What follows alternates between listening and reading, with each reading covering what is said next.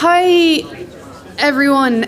We'll get started with this now. I'm delighted to be here to kick off what is the first of the day's 3 panels. So my name is Wheatley and I work in DCU. I'm a lecturer and a researcher in the School of Communications. And this morning's panel is focused on media and communications, and in particular the role of the news media in covering climate and diversity. So our 4 panellists can hopefully shed some light on both the challenges and I think the opportunities for journalists, editors, communicators and storytellers more generally. I'll give a more comprehensive details on each of them before they speak, but just a quick introduction. So on my far right and your far left, we have Deirdre McCarthy, Managing Director of RTE News and Current Affairs. We have Kevin O'Sullivan, Environment and Science Editor from the Irish Times. We've Dr. Kristy Roschke from the Walter Cronkite School of Journalism and Mass Communication in Arizona State University, which is a partner institution of DCU. And we have Lauren Boland, reporter at thejournal.ie. So first, the plan is that each panellist will speak for around 5 minutes or so, and then we'll open it up to the floor, and we'll hopefully have a good bit of time. So I really would encourage you to, think of some questions, and we'll hopefully have a good conversation at the end. I'll go with the order that they're listed on in the programme. So to start, I'd like to welcome Deirdre McCarthy. Deirdre has been Managing Director of RTE News and Current Affairs since December 2022, so fewer than 6 months, and is the first woman to hold this position. Previously, Deirdre held the role of Managing Editor of Regions and Radio News Programmes at RTE, shaping the organisation's political and regional news coverage and strategy, particularly enhancing the digital outputs in RTE. Before this, Deirdre was political coverage editor at Leinster House, leading reporting of political news stories and overseeing live broadcasting of national events such as general elections, election debates and referenda, including the marriage equality referendum and the 8th Amendment abortion referendum. So I'd like to welcome Deirdre.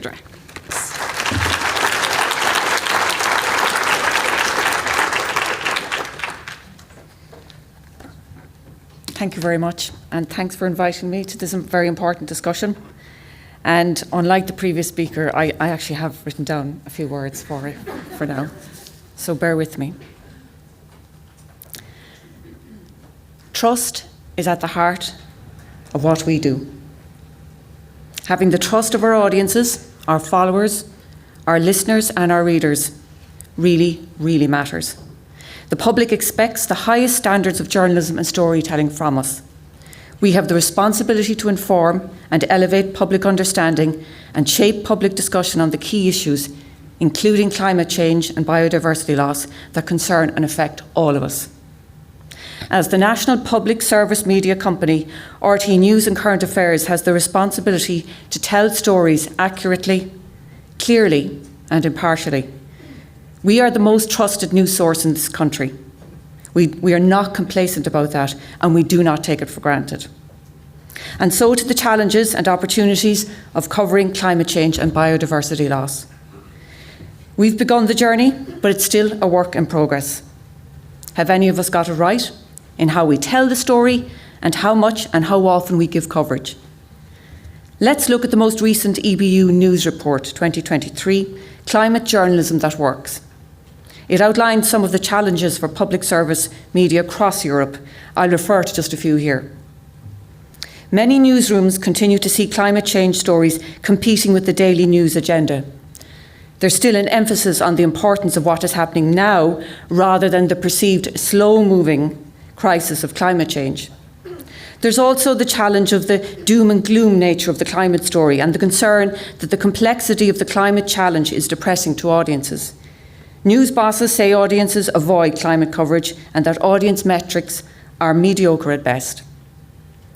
The Reuters Institute for the Study of Journalism on why people avoid news about climate change from 2022, it makes some very interesting reading. Among the findings are that 27% of respondents see the news related to climate change as untrustworthy or biased. 27% feel like there's nothing really new in the news related to climate change. 26% see the news as having a negative effect on their mood. And 25% feel they're worn out by the amount of news related to climate change nowadays. So there's a job of work to be done by newsrooms, including my own, to put in place meaningful measures to build audience trust levels, to counter disinformation around the issues, to engage audiences, and to tell the climate change story in a different way. All this is happening as newsrooms across the globe are digitally transforming in order to reach newer and younger audiences on the platforms and the devices they use to consume news. So what are we doing and where are we going? Since I took up this role on the 20th of December, we've been focusing on finding different ways of telling the climate change story. This includes exploring the solutions-based or constructive journalism approach. How would that influence storytelling? Well, it means adding another question to the who, what, where, when, why and how of journalistic questions with what now into our everyday storytelling of climate change and biodiversity. This will help frame the discussion of climate change and biodiversity loss in a more positive and meaningful way for the public and give people a sense of agency and motivation about what they can do. We know from audience research that people are interested in local stories and they want stories they can connect to and relate to. This means we must tell our stories differently and we need to tell a wider story. Young audiences are no longer interested in the news and instead want a broader and wider news offering. This is the same for climate change stories. We've a lot more to do on upping the newsroom climate literacy training and fluency across all our desks. One-off events are not enough. Informing and educating journalists and editors needs to be built in as continuous and regular training and updating. We have moved to embed coverage across all desks and spread climate coverage and environment issues through every beat. This is a story that's not just told by our environment correspondent. We will be even more ambitious because this is a story that needs to be told 365 days a year. We need to move beyond covering climate change related stories as they happen and develop ways to lead and provide comprehensive coverage in day-to-day news. The challenge is how do we ensure COP27 coverage levels all the time? More broadly, the RTE organisation is playing its part in producing a mix of engaging and informative climate-themed programming and content across all platforms, with a particular focus on younger audiences. For example, the Hot Mess podcast series and Ecolution podcast for children, and the Climate Heroes weekly online mobile journalism reports, as well as television programmes such as EcoEye and What Planet Are You On? RTE is also one of 12 broadcasters who've signed up to the Climate Content Pledge. The signatories include the BBC, Channel 4, Channel 5, and they're committed to using their content to help audiences understand what tackling climate change might mean for them, as well as inspire and inform sustainable choices. Trust is at the cornerstone of what we do. We have the power to influence and the responsibility to get it right. In telling the climate change story, we must challenge and counter disinformation and misinformation with well-sourced and verified news that is clear and accurate and comprehensive. We must reach younger audiences on the platforms where they are, as well as looking at how we tell our stories in a more constructive way. I want to keep RTE's journalism an essential piece of the culture and language of this country, that what we do remains a central part of Irish life. Much done, more to do. Thank you.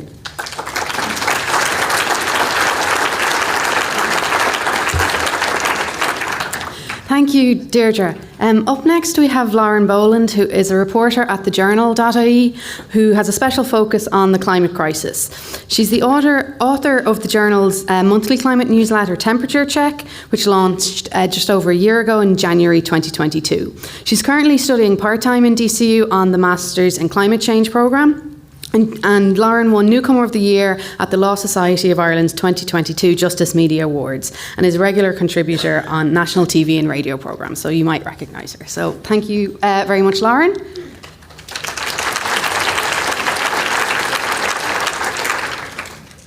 Hi everyone. As Dawn said, my name is Lauren Boland. I'm a reporter at the Journal, and I've also just finished the first year of the part-time Masters in Climate Change course here at DCU. I've been working with the Journal since the summer of 2020. In 2021, our editors decided that they wanted to make a significant, conscientious effort to give more time and attention to climate change. That was something I was really interested in, so I stepped forward. And since then, I've covered issues ranging from Irish developments like the carbon budgets and climate action plans, to IPCC reports, to extreme weather events, to solutions to the environment, to the human impacts of climate change. I write our monthly climate newsletter, Temperature Check, where I look in detail at one or two topics each month, as well as giving an international roundup of latest climate news. And that usually contains new interviews or reporting that's original to that newsletter. I think on the theme we're looking at this panel around challenges and opportunities, there's a massive challenge in communicating about climate, in that we are constantly pushing against a wall of lies and misinformation about climate change, some of which is spread deliberately by vested interests, some of which is because people don't have the facts, and some of which is because people have the facts, but they don't necessarily want to believe them. One interesting concept we discussed on one of the master's modules by Dr. Declan Fahey is a theory that when it comes to debates about climate, often it looks like we're debating about facts on the surface, but actually what's at stake is values, what people believe we should be doing and why. At the same time, as a journalist, the basis of what we do is fundamentally grounded in facts. At the Journal, we're the only Irish news source to be a member of the International Fact-Checking Network, and we have a fact-checking unit dedicated to combating misinformation. While getting the facts out there might still not be enough to get everybody on the same page on climate action, I think it can at least go a long way to challenge the lies and prevent them from being played off as easily as the truth. In this article, I looked at kind of 5 common myths that I think we often encounter when it comes to climate action. And those were that these ideas that, for one, that the Earth is not warming, and then that it is warming, but maybe that the impacts are negligible, or that it is warming, but that humans aren't responsible, or that it is warming and maybe humans are responsible, but humans can't do anything to stop it. And then from an Irish perspective, that Ireland's emissions are too small to warrant taking action. And I think any of us who are interested in climate or work in the area of climate would probably find ourselves constantly coming up against these kind of ideas. And I often find myself coming back to this article as a useful synthesis of important climate facts. And I think misinformation is a massive challenge, but there's also a big opportunity there for us in the media and for all of us to be at the front of thinking about how can we combat that misinformation and make sure that the facts win out over the lies. And of course that's an uphill battle, but it's one that has to be fought, and there's lots to learn about that to apply to other areas of society as well. I've also done some reporting around biodiversity, particularly with the recent Citizens' Assembly on biodiversity loss. So last summer I interviewed its chair, Dr. Aoibhí Ní Shúilleabháin, before the Assembly's first meeting. And she described biodiversity loss as a quieter crisis, because you don't necessarily tune into it or hear about it unless something terrible is happening, like animals being on the verge of extinction. And just this past weekend, I reported on the final report of the Children and Young People's Assembly on Biodiversity, which of course DCU had a role in facilitating. And it was a fascinating and very detailed report, and the challenge there as a journalist is trying to synthesise such an interesting document down into a few hundred words in a way that readers can connect with and understand, but that also preserves the original meaning and spirit of the report. And that's true for many areas, but particularly for issues as complex as climate and biodiversity, I found is especially important.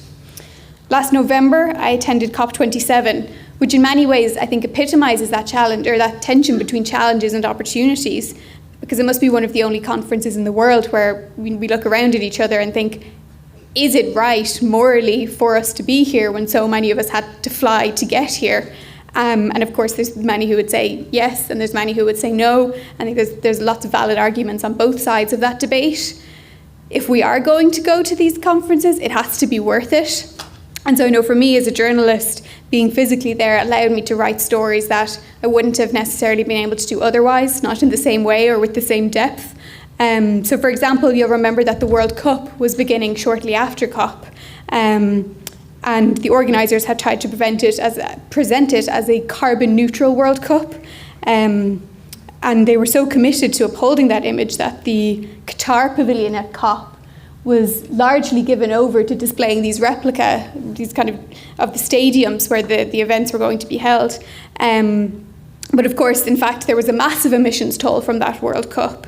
And so when I was at COP, I went to the pavilion, I took photos of it, and I actually managed to find and speak to a member of the Qatar delegation who was actually involved in quite a high level in organising the World Cup there. And I kind of put some of those questions to him, and I was able to include that then in an article. And also that same evening, Minister Simon Coveney, who was Minister for Foreign Affairs at the time, was over there, and Irish journalists got to speak to him. And I put a question to him asking what his perspective was as Minister for Foreign Affairs on, whether events like this should be held in countries that don't have a good record on the environment, or even we were also in Egypt at the time, and there were a lot of considerations around human rights and the right to protest there, and what he thought about the ethics of holding these large events in countries where there are these issues. And so because we were all there sharing the same space, it was possible to look them in the eye and ask them those difficult questions right there in person. Something I try to bring into all of my articles on climate is why any of this matters, especially if the topic is around something that people might have to sacrifice, like a big car or eating meat every day. I think it's easy to get lost in the small details, but it's important to zoom out and give readers the context of why we're having these discussions, what we stand to lose if we don't take action, and what we stand to gain if we do. So there are certainly plenty of challenges and opportunities in reporting on climate and biodiversity, and I'm looking forward to hearing from the rest of the panel and to the Q&A session. And I have a link here if anybody is interested in the Temperature Check newsletter, where you can find out how to receive it. And of course that's free and goes out every month. So thank you very much.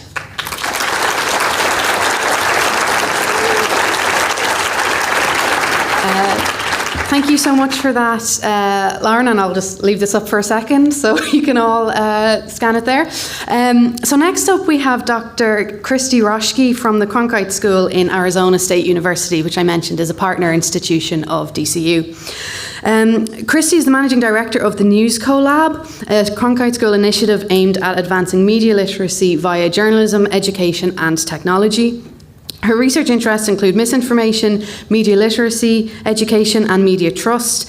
And Kristy has developed curriculum and taught journalism, digital media production and media literacy courses at both the high school and university level for almost 20 years. And Kristy currently serves on the board of the National Association of Media Literacy Education in the US.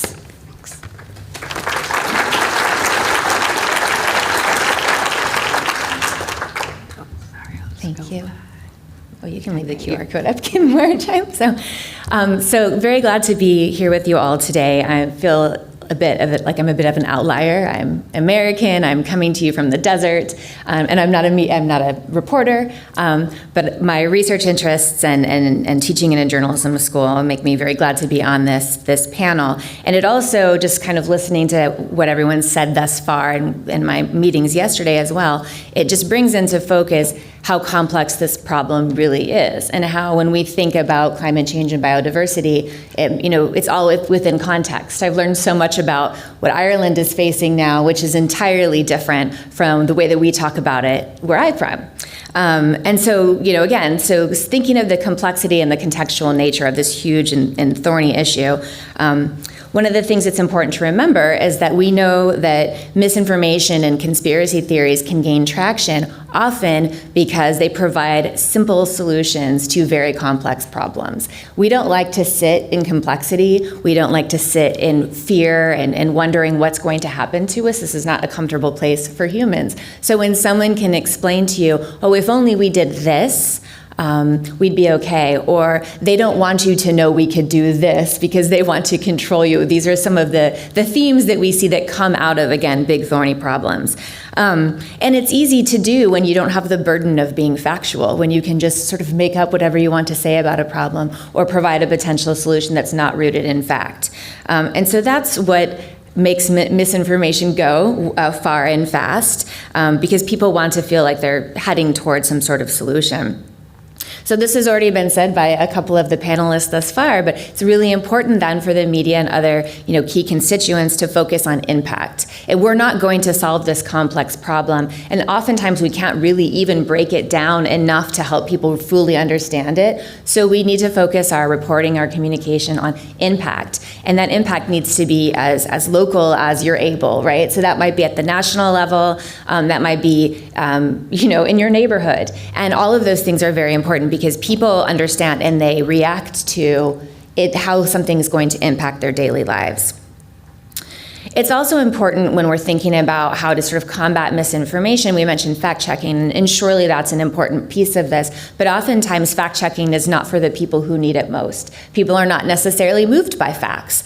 We heard earlier about how we're moved by values and our beliefs, and you can't fact-check a value. So it's really important when journalists who do, their trade is in facts and in accuracy and the things that we've mentioned, is that we also work to explain the expertise of those that we call upon when we are reporting on this issue.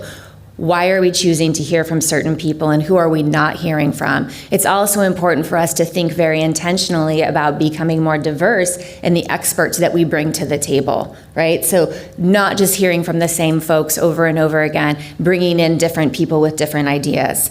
And on that note, it's important to not overemphasize this frame of conflict. I mean, certainly there is conflict in this issue on a number of levels between people and groups and interests, but ultimately this is conflict between humans and nature, and that's where we should be focusing our attention. Less so on what this person says versus this person says, but what we can do collectively as a species to help fix this problem. We're advancing climate literacy, but it's also important for journalists to think about media literacy.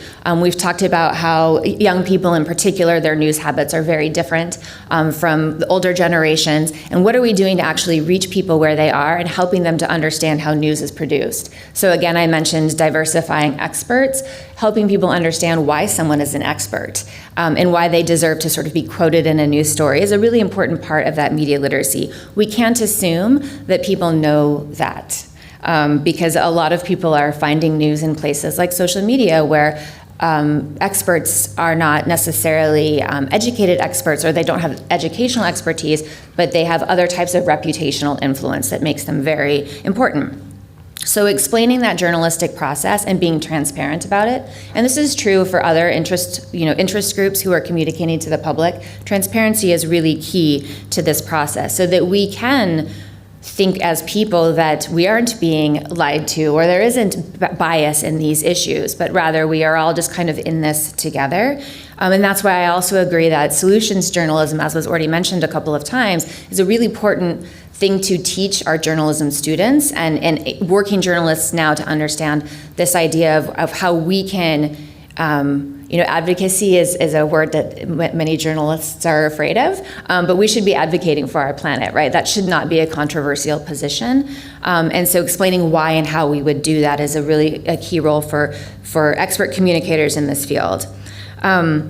And then we heard about trust from Deirdre, and I really wanted to take a moment to talk about what some of my research has found in the US, which is that, of course, we know that trust is historically low globally, but certainly in the US. And when we talk to people about who they trust and why and how that kind of comes to be, what we found is that people tend to trust journalists when they can convey both factual and professional expertise, but also personal engagement. So when they can come into your town and not just sort of helicopter in, as they say, and try to solve your problems, but rather really get to know your community, be of your community, listen to the community, be responsive to what your readers, viewers, listeners want to know about, and combine that with that expertise that you have, and sort of in that intersecting point is where we can do a lot, particularly at the local level, to help repair that trust relationship. I imagine, again, this is sort of my US-based research, but I imagine this is true here as well. And then I mentioned training. Again, it's just important that we train our journalists because the truth is we're not going to have a lot of climate experts working as journalists. That sort of niche beats kind of a luxury, especially in larger media markets where the numbers of journalists are dwindling. So we need to train people on research methods, how to find the experts, how to lean on those experts so that we're covering this issue responsibly, as accurately as we possibly can. And the more good content we can put out that is impactful and focuses on its use, that's a really important way to sort of combat the false narratives that are out there.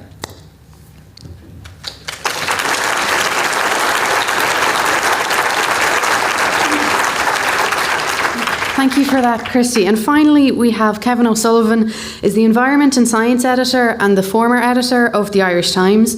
Kevin has a special interest in climate disruption, mitigation and adaptation solutions, renewable energy, the UN Sustainable Development Goals, biodiversity and sustainable food.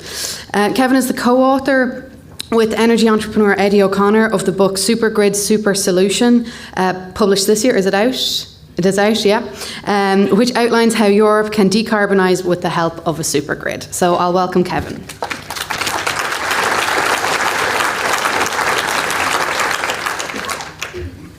Thank you very much, Dawn. And I'd particularly like to say that I'm delighted to be here. I think this event is one of the more important climate conversations that we have every year, and I put the emphasis on conversation and exchange, so I'm not going to speak to you for too long so we can start the conversation. So I'm just going to try and focus a little bit on the biodiversity issue first, because as Owen has highlighted so brilliantly, there are problems about our response to biodiversity, and that, I would argue, follows on in terms of our coverage of biodiversity. And in that context, clearly we have particular problems in Ireland, and I just have a few comments to make about that. You all are probably familiar with the term polycrisis. It's an awful bloody term, but it actually conveys a lot, and it also conveys the complexity of what we are facing as a planet and what humanity is facing.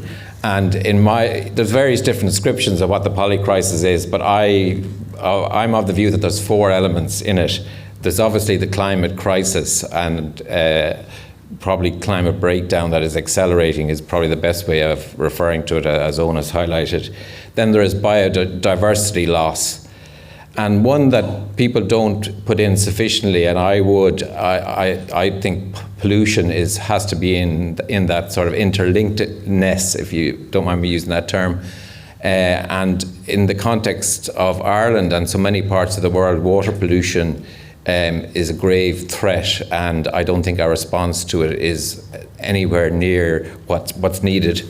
And then, of course, we have the energy issue that is tied in. So in my sort of map, there's four elements of it.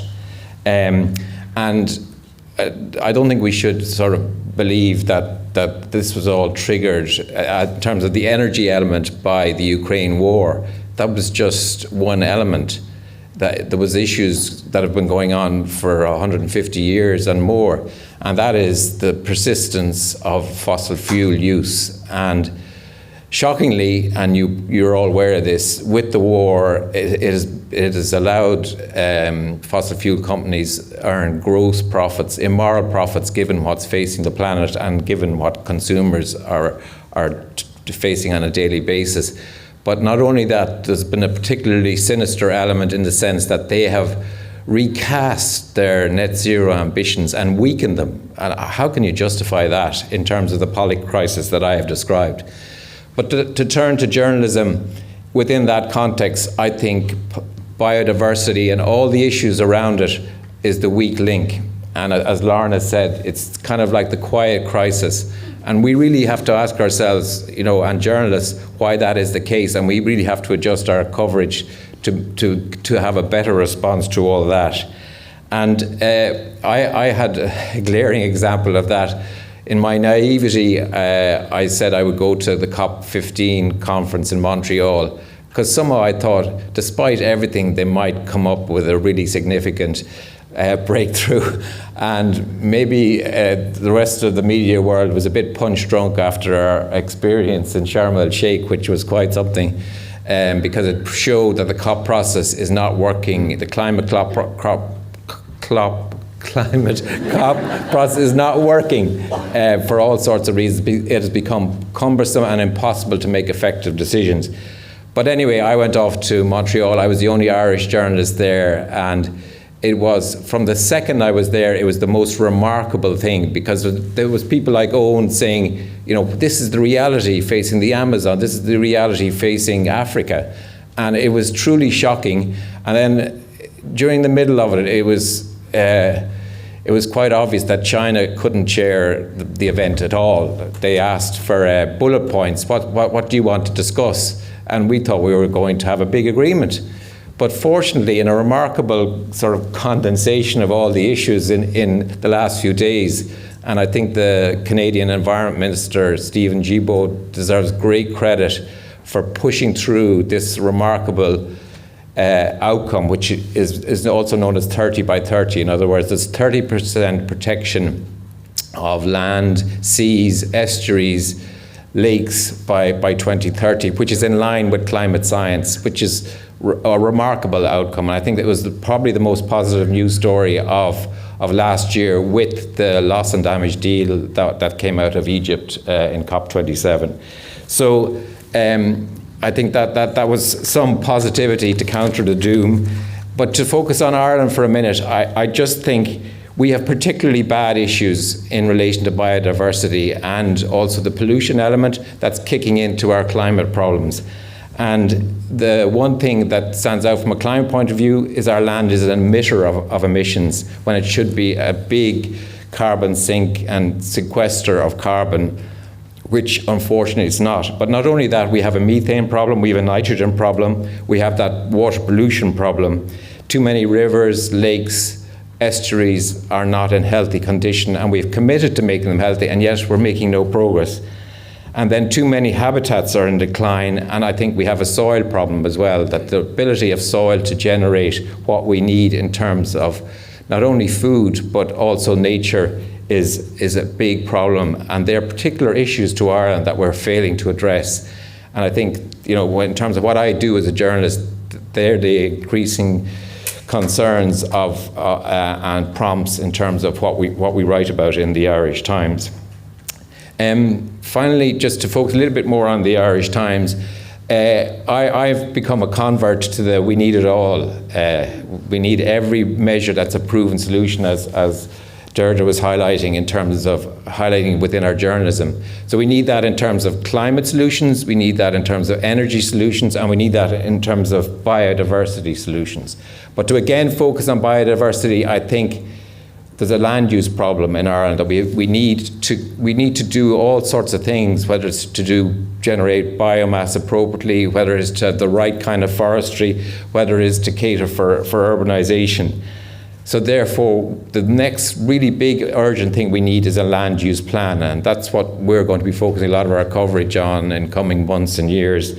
And I think once we have that, we have a chance of blending the solutions together so that they are very effective. Just to focus on the journalism then, as I wrap up, one is, I'm very old-fashioned. I think we need everything. We need to report not just the solutions. We need to highlight the problems. You know, that's the first start out point, and then roll out the solutions. So we need all of that. And the problem clearly is that when we report, there's still inaction. You know, we're not transitioning at the rate that we clearly need to do, whether it's responding to the climate crisis or to the biodiversity issues or the water pollution or the energy. And so therefore our role as journalists is to really reflect on that and to raise all the issues associated with it. So again, we need, in terms of journalism, we need all those elements. And I agree, the solutions have to be in there in terms of countering the doomism.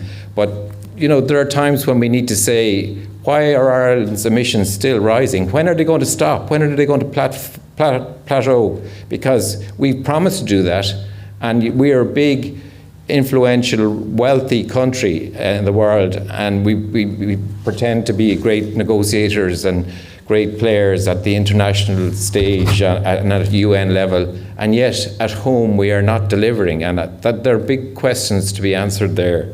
So just to underline, they're the focuses that are of not just me within the Irish Times, but of a great many people, great many columnists, and just to underline that we are committed to that coverage and to scale it up in future years. Thank you very much.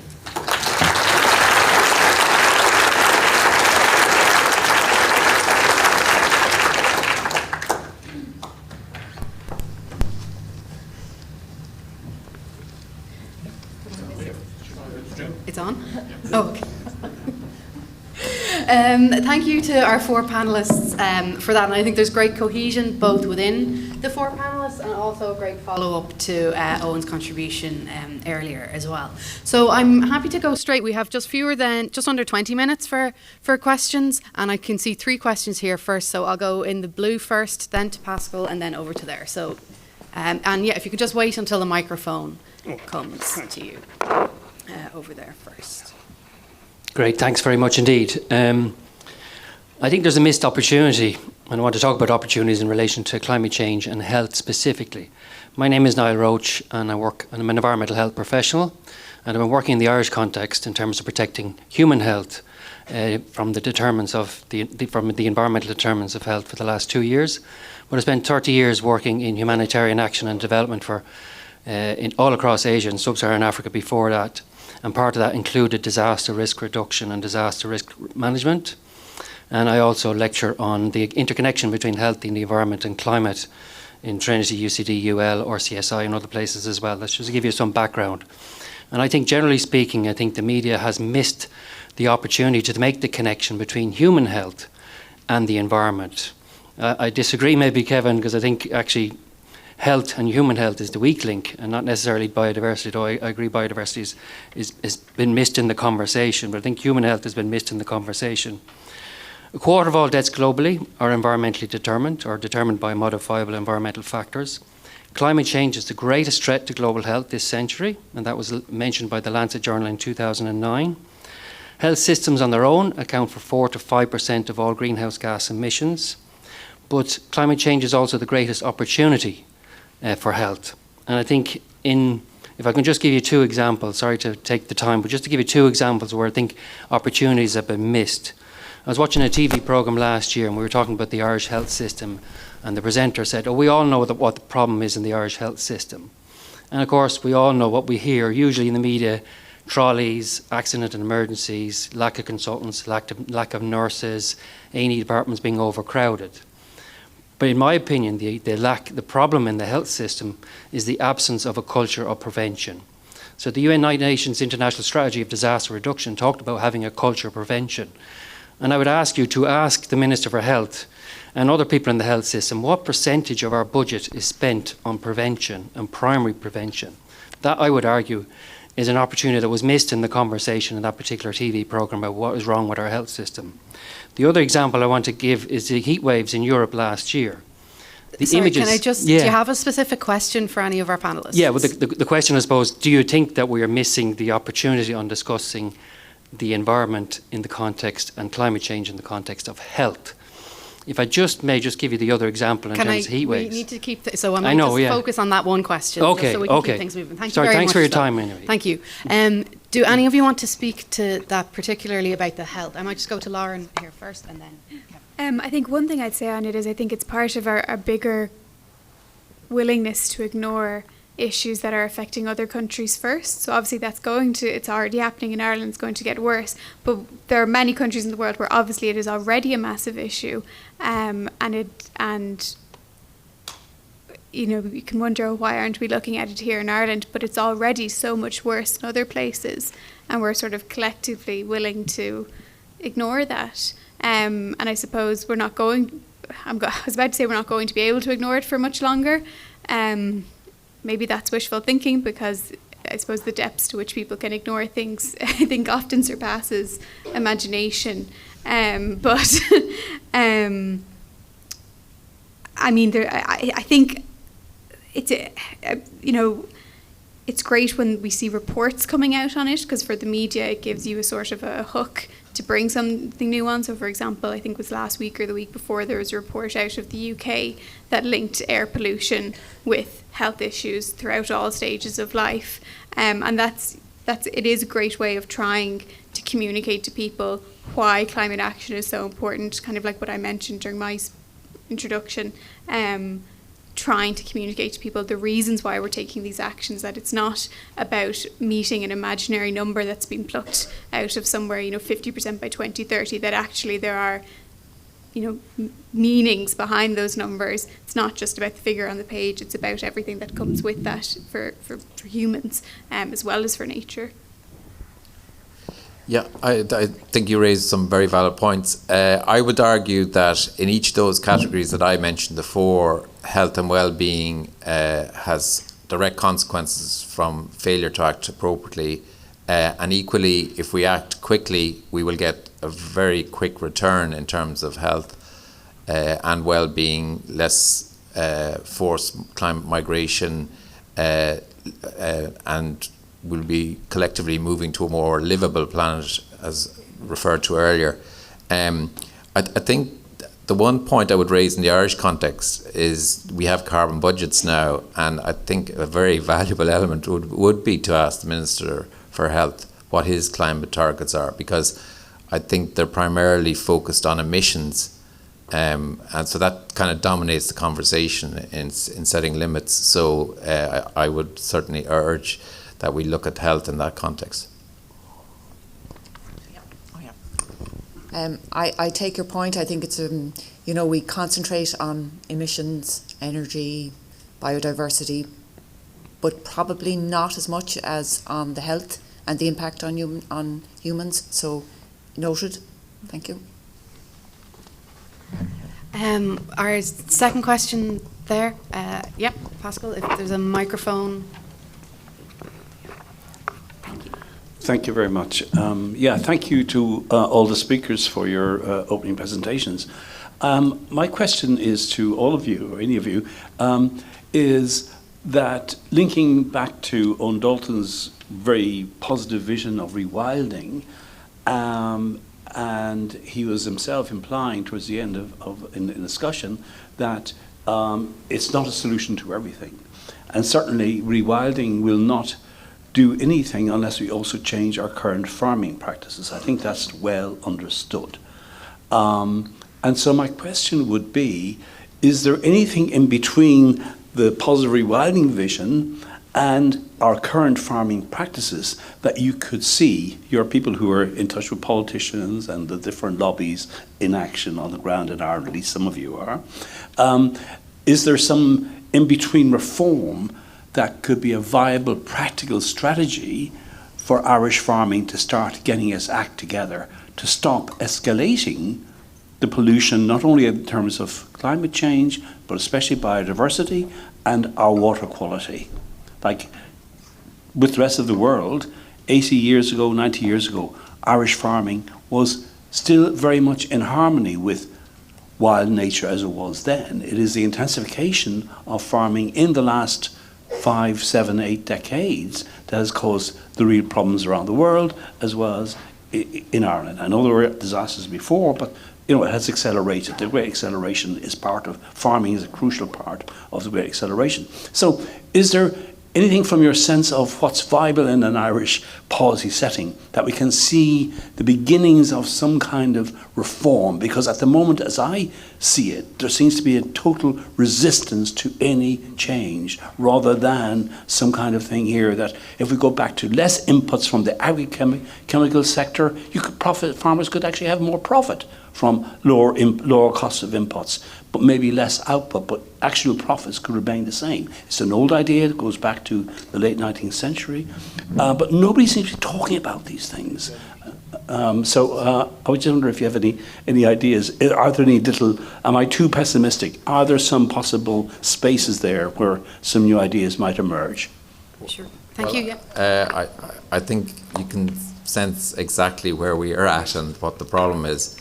And in my view, effective land management is the way to unhinge all the problems, most of the problems, and balance the different competing elements And I'd be very surprised if Eamon Ryan this afternoon doesn't refer to land management, because it's the big element that needs to come next in terms of how we use our land, how we regenerate.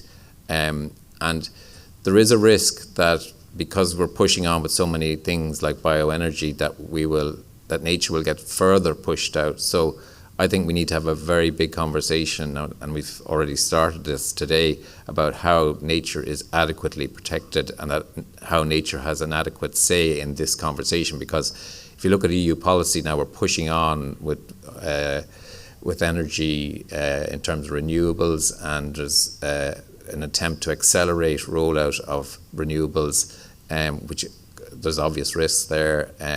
But I think a coordination can come through effective land management, and some of the work that James Moran has done in TU Galway is very impressive.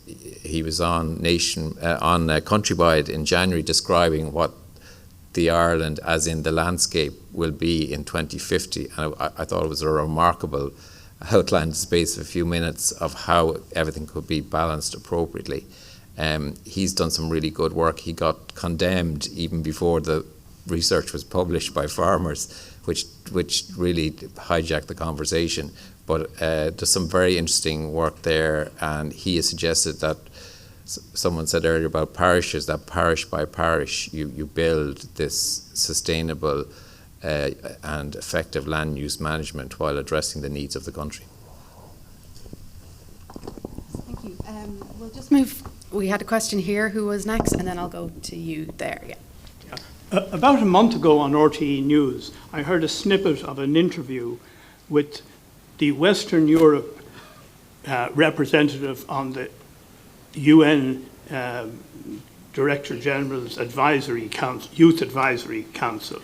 She was a 15-year-old girl from Limerick, and she made a rather obvious observation that an overall goal needed to be set of zero growth, as this is clearly out of line with the approach taken by politicians in most countries.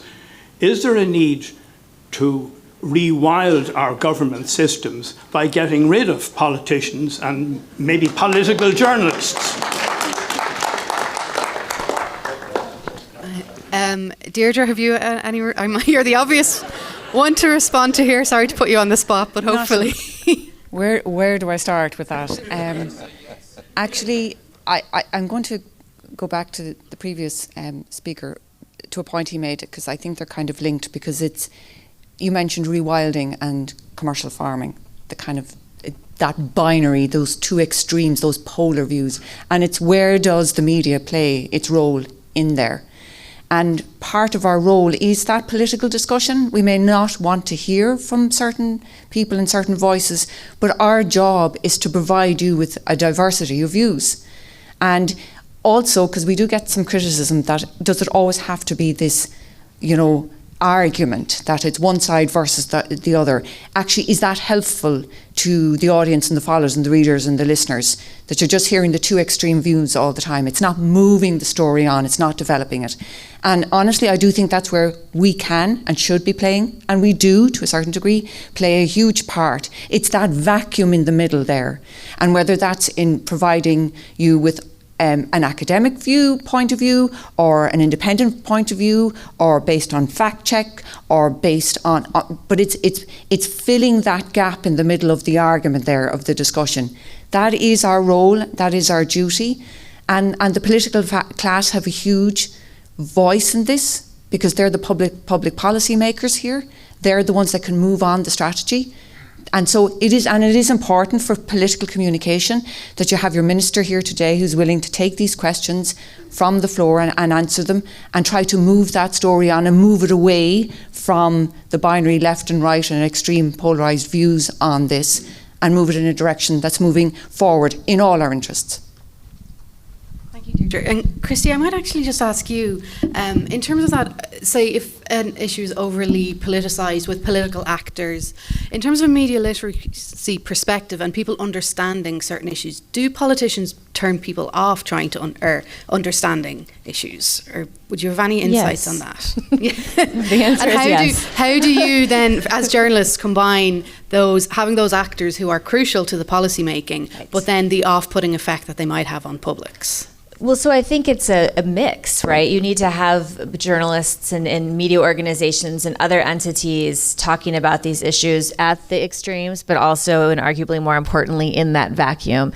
And part of where media literacy comes in is to help people understand, and this is not, I don't mean to say this from like to be condescending, but also to help people understand what media's role is, why they choose to focus on certain conflicts and not to give those narratives over like outsized importance, right? Like there is a role for certain different types of media organizations, and they're not necessarily to guide how we think about things. They're there to give us, again, as you said, a diversity of viewpoints. So it's important for us as media consumers to seek out a wide variety of information outlets so that we can find what's happening in the middle where most people tend to sit in their daily lives. And again, I spoke about impact.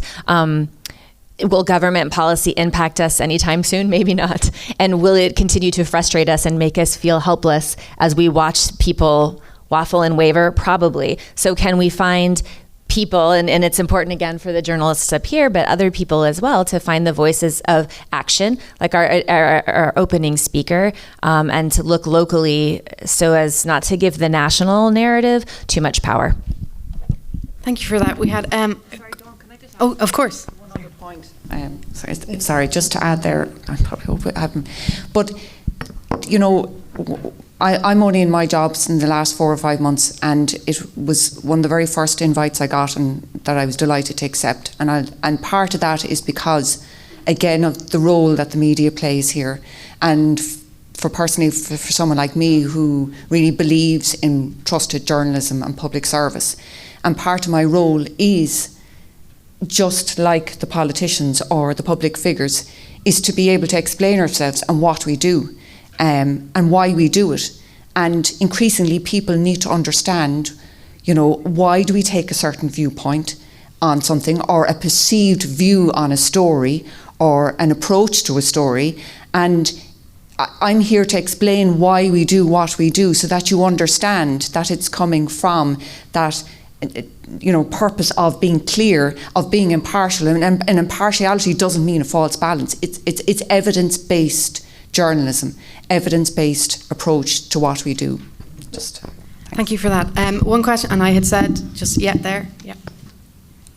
And this will probably be our last question, just because we're tight for time. So sorry to everybody who didn't get a chance. Thanks to all the speakers. It's just been so interesting. I have so many questions I could ask, but I suppose probably one thing to focus on would be, as a group of journalists, to what extent do you feel constrained in how you report in terms of the demands of your readership? I suppose I'm thinking about some of the less, you know, to actually challenge the economic model that we have. I mean, we live in a capitalist world, and we know that actually that's a big part of the problem. We even talked about journalism aiming at younger readers. We know that a huge portion of the wealth in a population, a huge portion of the spending in a population lies with the older sections of the population who have accumulated wealth, and that has big implications for the environment and for climate. So I suppose that's a question, and I mean, I think it touches on what a lot of people have talked about here today, you know, the economic drivers of climate change and biodiversity loss. So I was just interested to hear what people would say coming from the media. Thanks. So obviously I can't speak to the experience in other newsrooms, but I know for me at the Journal, I'm always delighted to be able to say that there really is a brilliant understanding from the editors there. The climate is such an important issue. They are not the articles that get read the most by any means, but I have never been told, oh, don't do an article because people aren't going to read it. That's completely not at all the perspective that's in the newsroom there. It's that, you know, this is an important issue, and the readership, if it gets fewer people reading it, that's really not ever a factor in deciding whether or not something should be covered. It's, given the same weight, if not more weight, as any other news story. I know it is something that, other reporters maybe in other outlets do sometimes have, kind of, and I'm not just talking about in Ireland, but internationally, that there's that resistance if newsroom resources are stretched thin, as they are everywhere, and perhaps outlets that do rely more on, direct kind of the link between readership and advertising on particular pieces or selling papers, I imagine do face more limitations. For me personally, it's a brilliant environment, and I'm not actually I'm not a full-time dedicated climate reporter, so I report on climate, but I report on other issues as well. But I've always been given space, if I'm on, have something else kind of going on that day, but I realise, actually there's this really important climate story happening today. There's always been a willingness from editors to, and a proactiveness from editors to say, let's kind of shift things around and let's see how we can kind of come at this story. And hopefully we're quite a small newsroom, but hopefully that's maybe something that can develop kind of more broadly elsewhere as well. We're pretty much out of time, but I would like, just on that question, I think, to give Deirdre and Kevin a chance to just respond to that. It is a really good question in the sense that there's a lack of sort of coherence across all the coverage in terms of climate. So, like, for example, old mindsets are very hard to change even within journalism, and I kind of bristle when I see an economic analyst writing about GDP growth and not mentioning climate, and that's quite often the case in a lot of publications, and occasionally even in the Irish Times. But to your earlier question, I think we need to have a conversation about post-growth, and it's not in sort of the regress and have no growth scenario. It's about a different kind of growth that we need to have in this country. In other words, that factors in wellness, that factors in other benefits within society, and I think we're not there yet. And I think the real unfortunate thing is that there's so much short-termism in politics, and short electoral periods that really stifle the conversation and spook politicians in terms of being bold and ambitious. Sure. If you, wait. 30 seconds. Where do I start on? There are huge challenges, and there's the climate that we live in, and the economic setting, and the commercial realities for even companies like my own and organisations. Because we're dual funded as well, so we do have to raise commercial revenue, and how we do that, and where we're going with climate change and biodiversity. So there are huge challenges, but it's really important. And just to go back to Lauren's point about newsrooms, and it'll be the same in Kevin's newsroom, we are fully committed to the Climate Change and Biodiversity Loss Project. This is massive. It doesn't always get the huge viewership, but it's up to us to try to tell the stories, and that goes back to my point earlier about how we tell the story of this is the challenge for us going forward. Thank you very much, and we're out of time, so we just to say thank you again to our 4 panellists, and we have a short break now for 10-15 minutes, and then we'll have our second panel. So finally, just a round of applause again. Thank you.